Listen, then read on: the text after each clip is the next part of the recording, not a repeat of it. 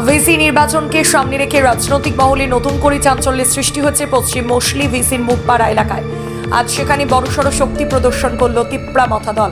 জানা গেছে 21টি পরিবারের মোট 69 জন ভোটার বিজেপি দল ছেড়ে আনুষ্ঠানিকভাবে তিপ্রা মথা দলে যোগদান করেন। নতুন যোগদানকারী সদস্যদের দলীয় পতাকা তুলে দিয়ে স্বাগত জানান মনু ছয়লাংটা এলাকার এমডিসি হলিউড চাকমা। এদিন তার সাথে উপস্থিত ছিলেন 48 Karamchhara block president Abhijit Tripura, TCF Tipra citizen federation Dhalai জেলার জেনারেল সেক্রেটারি রাজীব সরকার সহ দলের অন্যান্য নেতৃত্ব কর্মীরা। সভায় বক্তব্য রাখতে গিয়ে নেতৃবৃন্দ জানান তিপ্রা মথার প্রতি সাধারণ মানুষের আস্থা ও সমর্থন দিন দিন বৃদ্ধি পাচ্ছে। আগামী ভিসি নির্বাচনে এলাকার অন্যান্য জনস্বার্থকে সামনে রেখে দল কাজ করে যাবে বলেও আশ্বাস দেন তারা।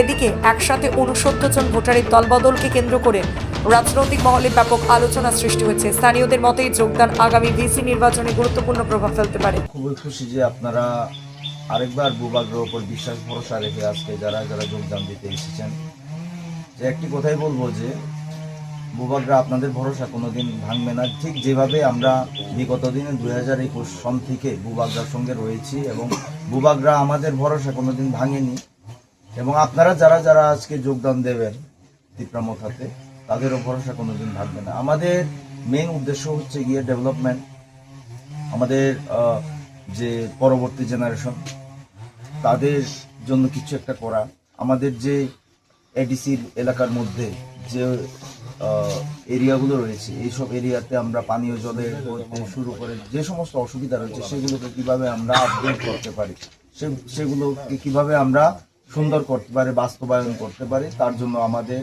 ভূভাগ্যরার ফাইট আন্দোলন, তিপ্রা মথার ফাইট আন্দোলন।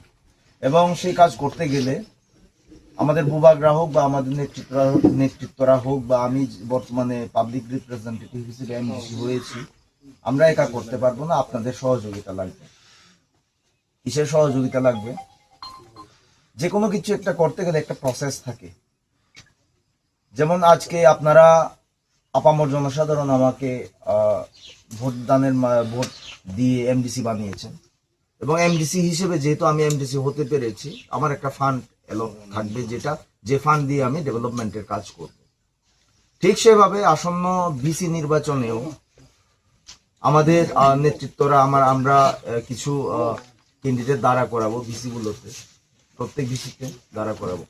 তাদেরও যদি আমরা জিতিয়ে আনতে পারি, ভিসির মাধ্যমেও একটা ফান্ড অ্যালট থাকে, ব্লকের মাধ্যমে ভিসিতে একটা ফান্ড অ্যালট হয়ে থাকে, তখন আমরা ভিসি লেভেলেরও কিছু ডেভেলপমেন্ট ওয়ার্ক করতে পারি। যেমন আমাদের 48 করমছড়াতে আমাদের বিধানসভার বিধায়ক রয়েছেন, পলদাংশ রয়েছে, সেইভাবে আমরা একটা মোটামুটি একটা অ্যামাউন্ট আমরা জনসাধারণের কাজে একটা লাগাতে পারবো।